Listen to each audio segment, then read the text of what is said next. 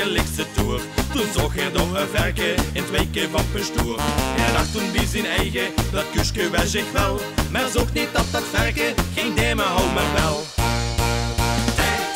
Kom op die wee, dat zuurt toch gar niet goed.